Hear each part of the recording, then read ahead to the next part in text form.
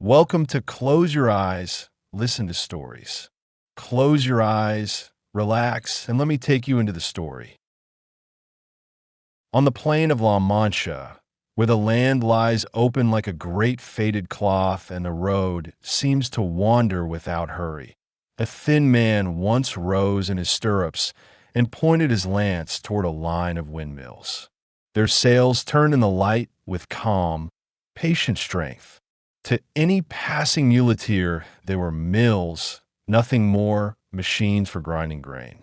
To him, they were giants, broad-armed and shameless, stationed upon the earth to challenge his courage. His horse was old, his armor older, and his body had more determination than balance. Yet in that instant he was magnificent to himself, and that private magnificence is where his story begins. Before he became Don Quixote, he had another name and a smaller life. He was Alonso Quijano, a country gentleman of modest means, living in a village in La Mancha with a housekeeper, a niece, and habits as dry and orderly as the field around him. He had some land, a few hunting memories, a lean horse, and a place in a world that expected very little surprise. But shelves can become doorways. Alonso filled his mind with books of chivalry, one after another, until castles, enchanters, errant knights, giant killers, faithful ladies, and impossible vows began to seem less like stories than instructions. He read past prudence. He read past appetite. He read, Cervantes tells you with comic tenderness, until his brains dried up. There is humor in that sentence, but there is also pity. Alonso is not wicked, nor stupid, nor vain in the ordinary way. He is lonely in a fashion that books know how to reach. The world around him has become practical, bargaining, dusty, and small. The world in his romances is shining, ordered by courage, and full of meaning. So he commits the first great act of his transformation. He decides that he will not merely admire knights. He will become one. That decision sends a strange little wave through his whole household existence. He drags old armor from storage. He pieces together a helmet from relics and repairs, then adds a visor of pasteboard because imagination is often more industrious than good sense. He studies his horse and renames the poor creature Rocinante, which means, roughly, that this worn-out animal was once a hack but is now something nobler. He renames himself too, turning Alonso Quijano into Don Quixote of La Mancha, as if the land itself were now attached to him like a banner. Then he gives his wandering heart a lady to serve. A farm woman from nearby Toboso, whom he barely knows, becomes Dulcinea del Toboso in his mind, a lady of such excellence that all beauty must bow before her. These acts are absurd, and Cervantes knows they are absurd, yet they are also deeply ceremonial. A human being is making himself anew through language. He is dressing reality in names that feel more spacious than facts. If you listen closely, that is one reason the book still breathes after 4 centuries. It understands how badly people want the world to answer to a more meaningful script. So Don Quixote rides out alone on his first sally, before dawn has properly warmed the fields. He is so new to knight-errantry that he forgets one necessary detail. No knight can truly be a knight until he has been dubbed. Fortune, or comedy, leads him to an inn, though he sees at once not an inn but a castle, not serving girls but noble ladies, not a tired innkeeper but a castellan of rank and hidden dignity. The women laugh at him, yet even their laughter fits the scene he is inventing. The innkeeper, quick to see amusement and perhaps a little danger in contradicting a man carrying a lance, decides to play along. That night, Don Quixote keeps watch over his armor in the courtyard beside the water trough, believing it a solemn vigil in a castle chapel. Muleteers disturb the arrangement because they want water for their animals. He attacks them with sincere outrage. A ridiculous brawl follows. Then, to get this troublesome visionary moving along, the innkeeper performs the ceremony Don Quixote desires. With mock gravity and a few blows meant to imitate ritual, he knights him. What is false for one man becomes true for another. And so the knight rides away at last, fully armed in belief, if not in iron, carrying into the bright, rough world the laws of an older, invented age.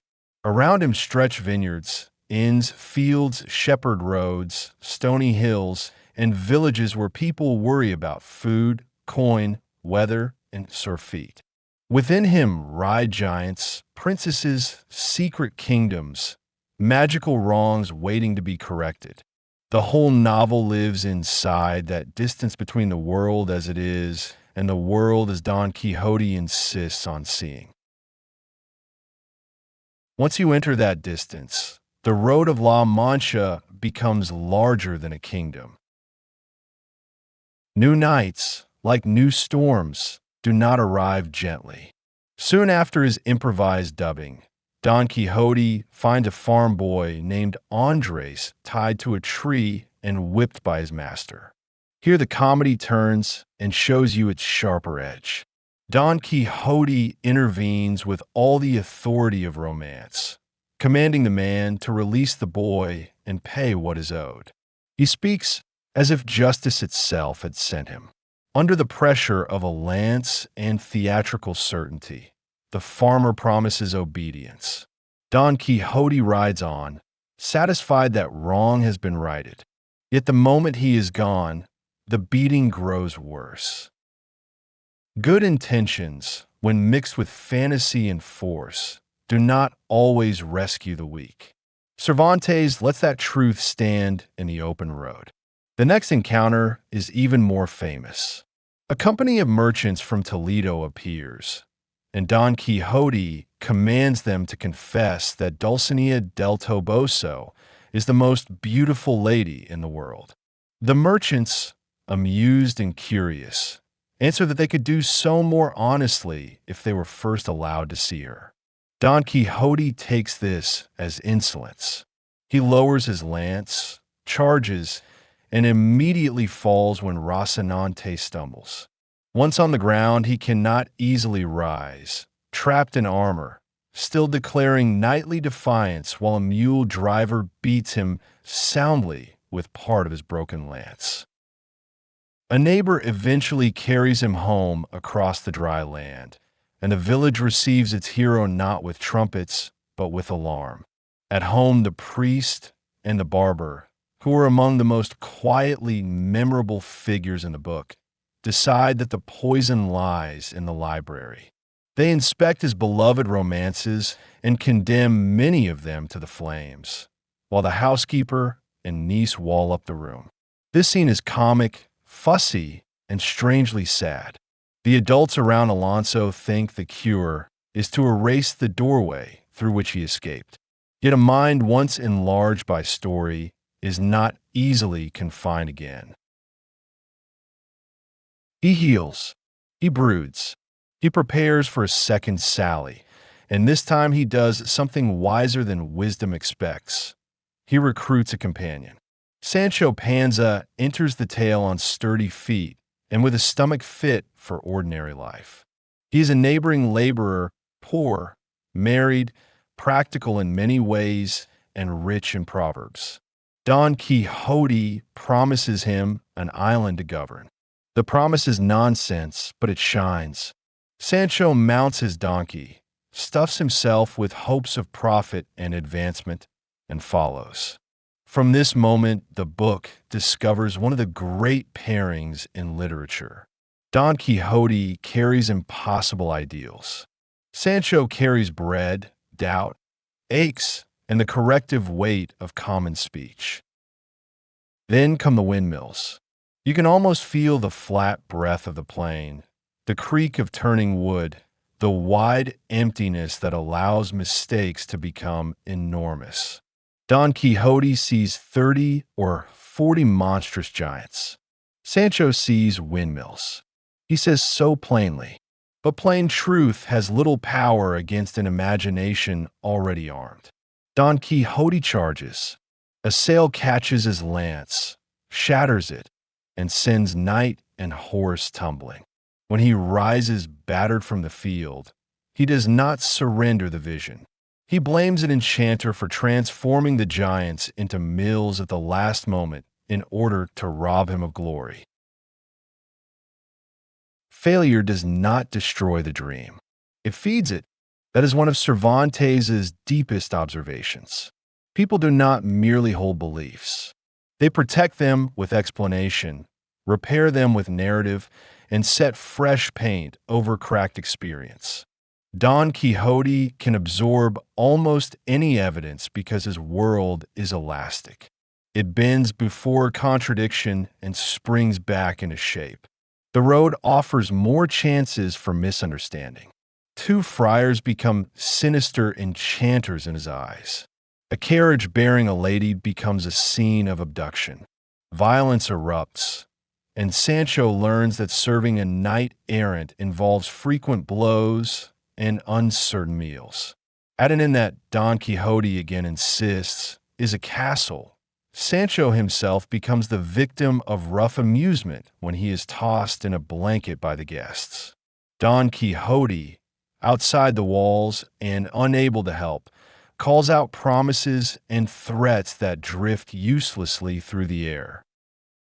It is funny until you remember how often laughter in this book lands on flesh. Yet something warm grows in these mishaps. Don Quixote talks to Sancho with grave courtesy. Sancho complains, bargains, mutters, and still stays. Between them forms a companionship built not on agreement, but on continued travel. One man translates life upward into myth.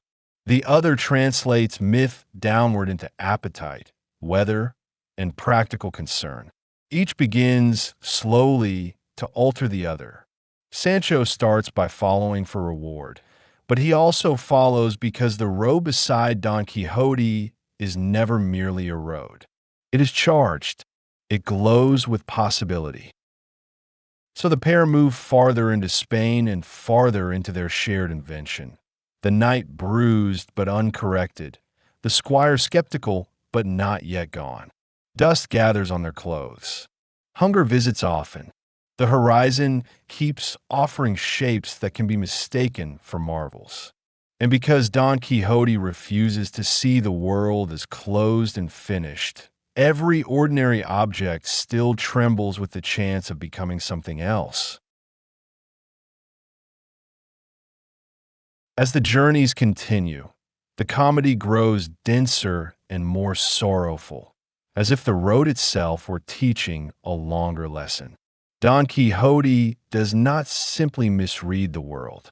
He insists on reading it aloud, making other people enter his version whether they wish to or not. Sometimes that gives shape to confusion. Sometimes it gives injury to strangers. And yet, almost against your judgment, you keep feeling for him. Cervantes is very skillful there. He lets folly stay foolish, while also showing the human ache inside it. One of the clearest examples comes when Don Quixote spots a barber riding with a brass basin on his head to protect himself from weather. To everyone else, it is a basin. To Don Quixote, it is the legendary helmet of Mambrino, an enchanted relic worthy of epics. He charges, seizes it, and wears the basin with solemn pride, never noticing how awkwardly it sits. Sancho sees both truths at once. The object is laughable, and the delight it gives his master is real. That double vision, practical and tender together, becomes more and more important as the story moves on. Then comes the episode of the galley slaves, one of the most unsettling in the novel. Don Quixote encounters prisoners in chains being marched to serve on the king's galleys. He cannot bear the sight of constraint. In the code of his romances, it is enough that men are bound against their will. He attacks the guards and frees the prisoners, delivering a speech about liberty that sounds noble even now. But the men he frees are not grateful knights unjustly imprisoned. They are criminals, desperate and dangerous. Within moments, they pelt him and Sancho with stones, strip them, and scatter. Again, the dream has mistaken the moral shape of the world. What makes the scene linger is that Don Quixote is not wrong to hate chains. He is wrong in judgment, wrong in method, wrong in reading the people before him, but not wrong in the instinct that human dignity matters.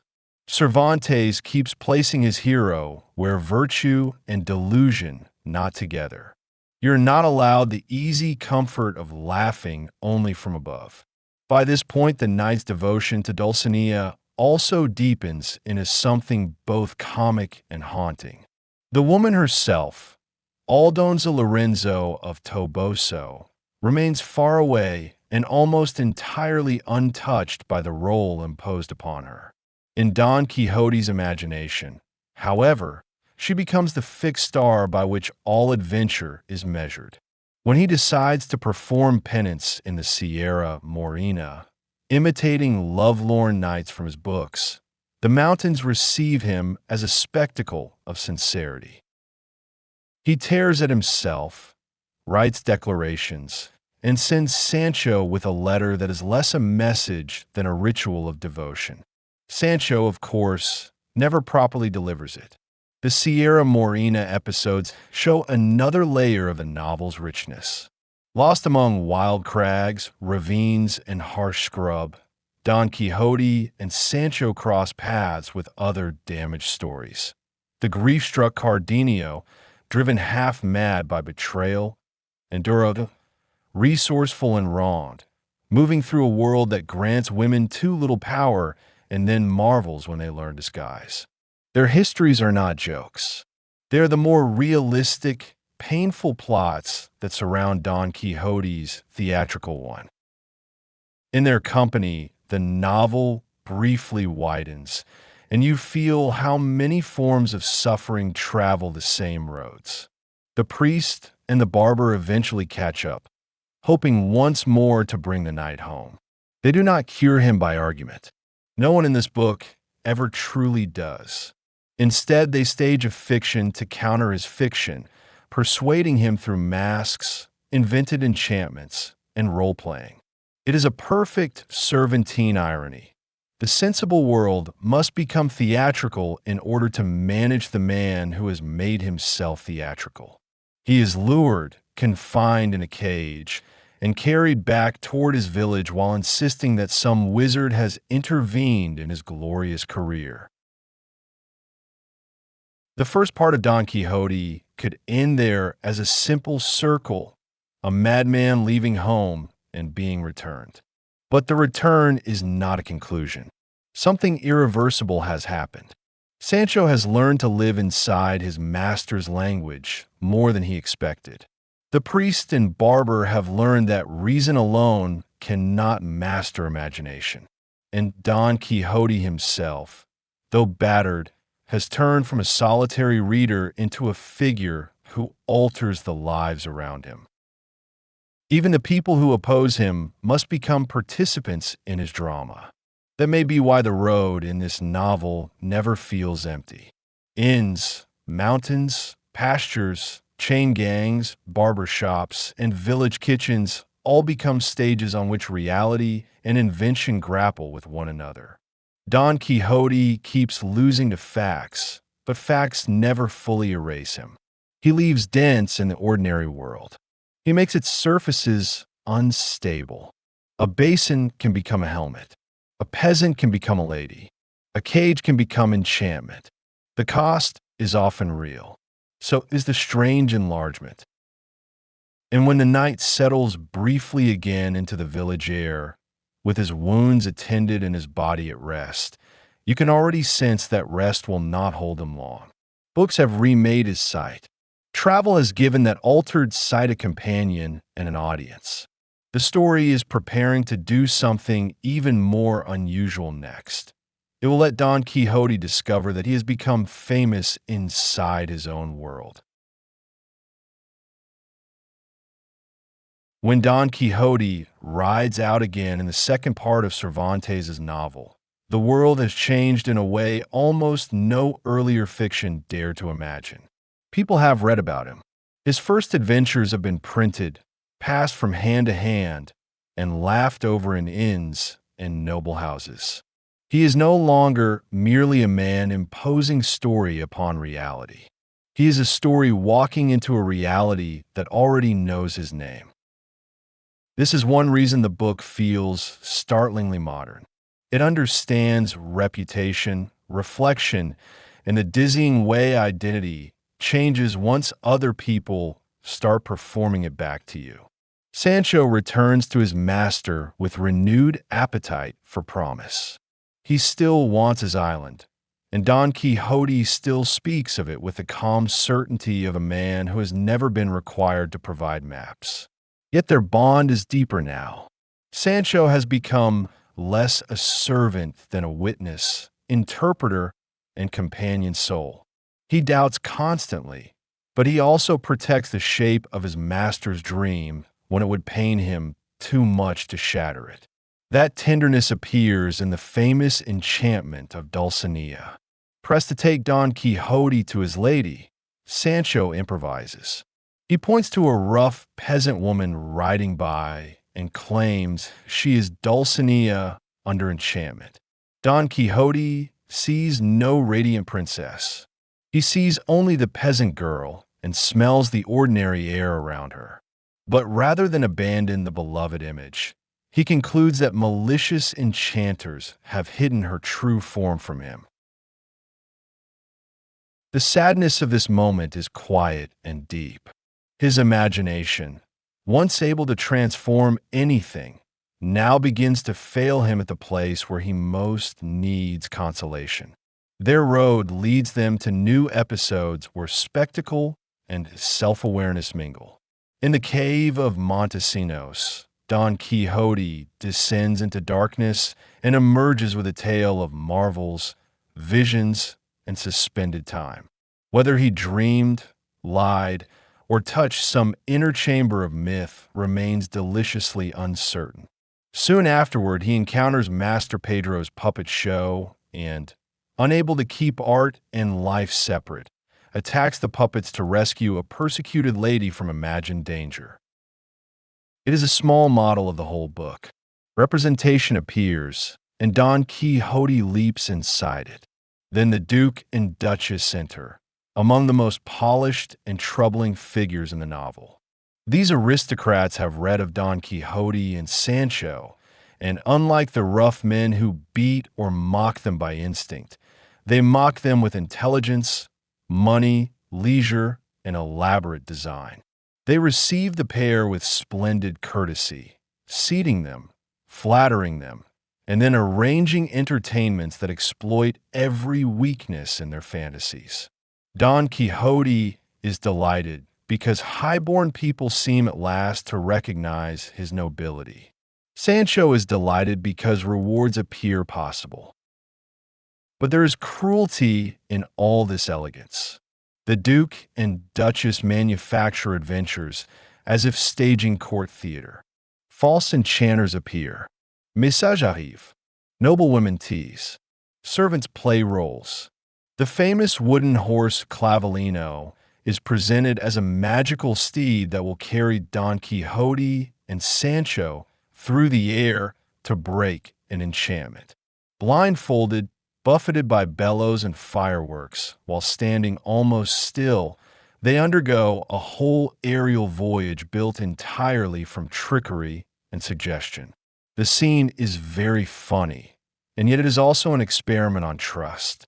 The powerful make a game of the vulnerable because they can. Still, Don Quixote is not merely their victim. He brings into their polished world a seriousness they do not possess. They know how to arrange laughter. He knows how to commit himself. Even when he is mistaken, there is something incorruptibly earnest in him that exposes their amusement as thin. Sancho feels this too. He enjoys the food and favors, but he also suffers. The more the courtly prank grows elaborate, the more it reveals the moral smallness of those who direct it. By now, the pair have traveled so long together that each has absorbed part of the other's nature. Don Quixote sometimes speaks with more patience and earthly wisdom than before. Sancho, meanwhile, begins to believe in impossible possibilities with a sincerity that surprises even him. This exchange between them is one of the quiet miracles of the book. The dreamer lends grandeur to the practical man. The practical man lends human warmth and friction to the dreamer. Between them, a new kind of truth forms, neither pure fantasy nor plain fact.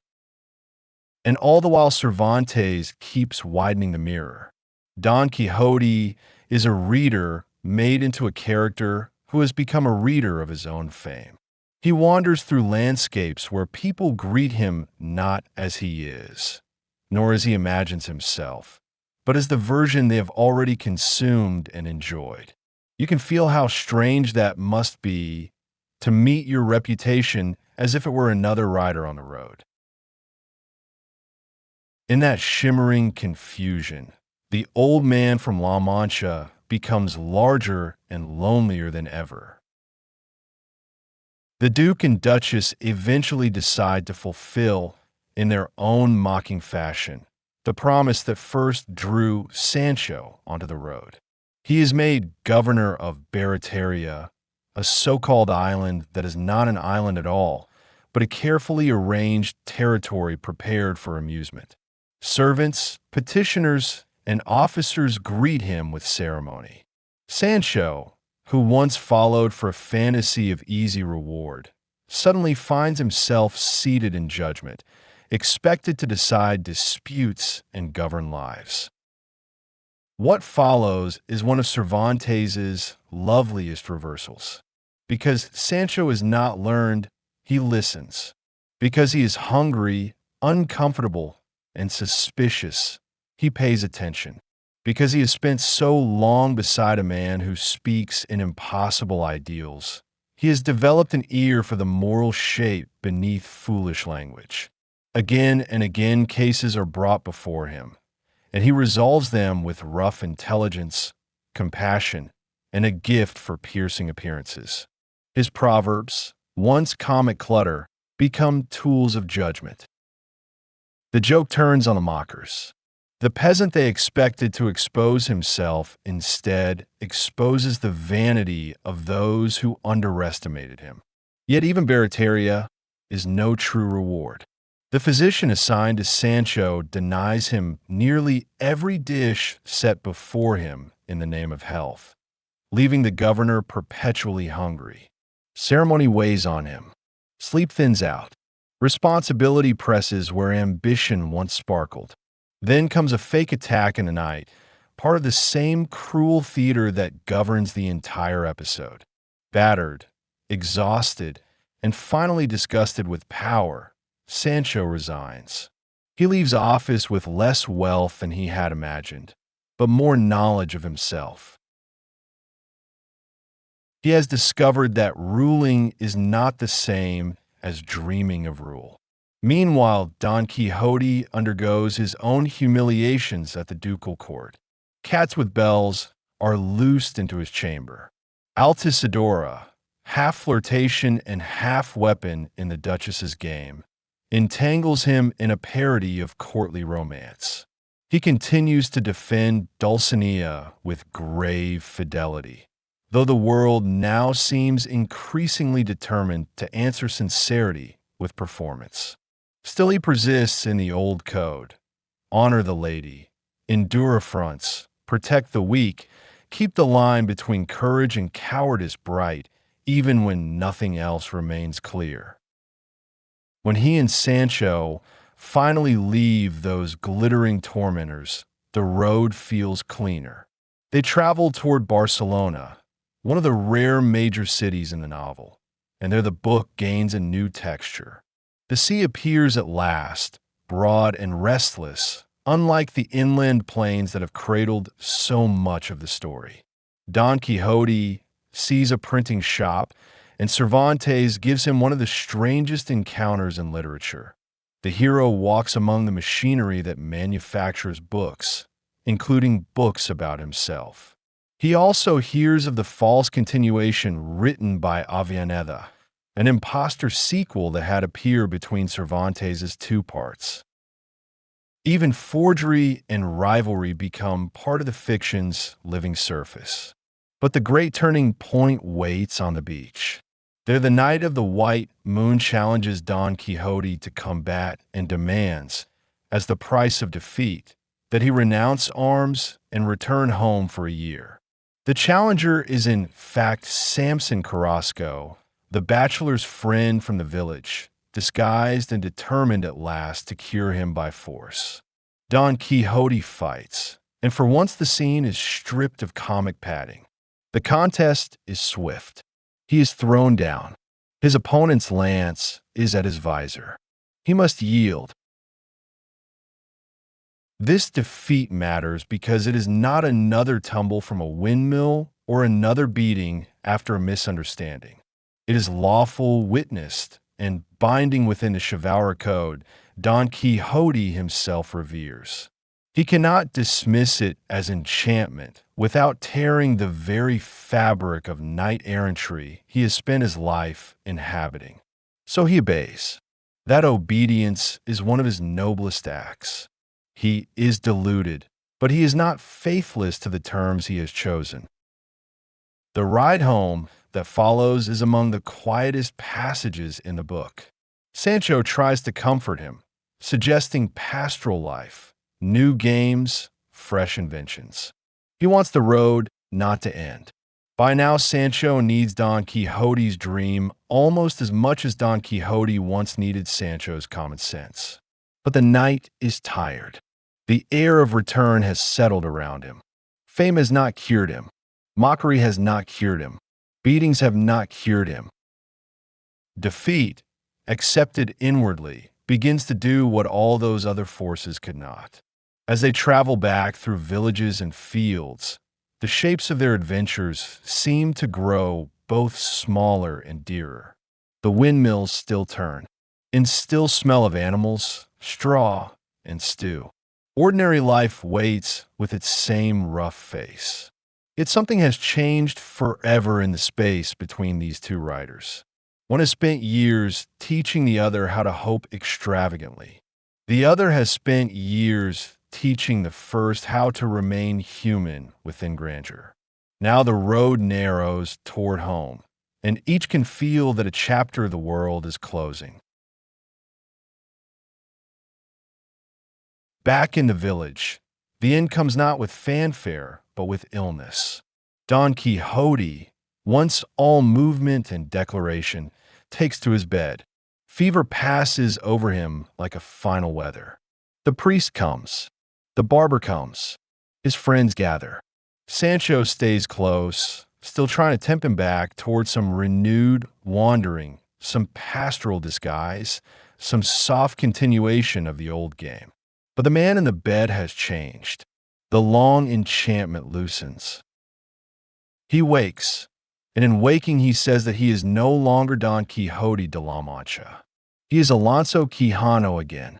Readers often feel the shock of that return more sharply than any comic disaster on the road. For so long, Don Quixote has seemed indestructible precisely because he can reinterpret every blow. Now, reinterpretation stops. He repudiates books of chivalry, confesses their falsehood, makes his will, and prepares to die as a Christian gentleman in possession of his reason. The scene is quiet, lucid, and devastating. It is as if a bright stained glass window has become ordinary glass again, and the room, though clearer, has lost some color you had not realized you depended on. Sancho's grief may be the most moving response in the novel. This practical man, who once rolled his eyes at giant slaying and enchantments, now begs his master not to die, not to become sensible, not to surrender the road. He suggests that they go into the countryside as shepherds, living out yet another literary mode together. It is a desperate plea and a revealing one. Sancho has been altered at the root. The dream he once merely tolerated has entered his own speech, his own hope. That change tells you more about Don Quixote's power than any battlefield victory could. Alonso Quijano dies, but Don Quixote does not. He cannot. He has already stepped beyond his village and even beyond Cervantes' pages. He survives in language, in jokes, in paintings, in stage plays, in ballets, in songs, in the word quixotic itself. People who have never read the whole novel still know the image of a rider charging windmills. Yet the book endures for more than that image. It endures because Cervantes created a character who is foolish without being disposable, noble without being simple, ridiculous without being empty of truth. Why does this story continue to matter? Partly because it captures a conflict that never disappears. You know the world is stubborn. You also know the human spirit keeps trying to rename it. Facts say windmill. Longing says giant. Facts say basin. Longing says helmet. Facts say peasant. Longing says lady. Neither side wins cleanly. Live only by fact, and the world may become flat, measurable, and starved of wonder. Live only by longing, and you may injure yourself and others on the hard edges of reality. Don Quixote walks, or rather limps, in that painful middle place. The novel is also enduring because it feels astonishingly alive to the way stories shape identity. Alonso Quijano reads too much, but who among us is entirely free of the books, myths, roles, screens, histories, and inherited scripts that teach us how to see? Cervantes understood that a person can be authored from within. He also understood that companionship can revise a life. Don Quixote and Sancho do not simply travel together. They co-create each other, each pulling the other away from loneliness towards some shared, unstable humanity. That is why the book is often called one of the first modern novels. It is not just a sequence of adventures. It is a study of consciousness, performance, social cruelty, reading, reputation, class, friendship, and the dangerous hunger for meaning. It can hold slapstick and sorrow in the same hand. It can laugh and more at once. Very few works do that with such ease. Even now, centuries later, you can feel its pulse under the language like a steady, traveling hoofbeat. And perhaps the gentlest truth it offers is this: there is dignity in being larger than the age expects, even when that largeness is cracked, comic, and doomed. Don Quixote cannot make the world noble by declaration, but he reveals how ignoble the world can be when it stops believing in mercy, courtesy, or impossible aspiration. By failing so extravagantly, he exposes the smallness of those who never risk illusion at all. So let the road of La Mancha lengthen one last time in your mind. Let Rocinante move at his patient old pace. Let Sancho's donkey plod beside him. Let the fields open, the dust rise lightly, the inns glow at a distance like uncertain castles. Somewhere between laughter and heartbreak rides the lean knight with a lifted lance, seeing more than is there, and sometimes, because he sees too much, revealing what is missing from the world around him. He goes on through memory with his patched armor, his impossible lady, his faithful squire, and his stubborn refusal to believe that reality must remain exactly as it is. And in that long, fading procession across the Spanish plain, the story comes gently to rest. And that's where this story comes to a rest. Close your eyes, carry this story with you, and slowly drift off to sleep. If you enjoyed it, subscribe to Close Your Eyes, Listen to Stories. There's always a new story waiting for you here. Sweet dreams.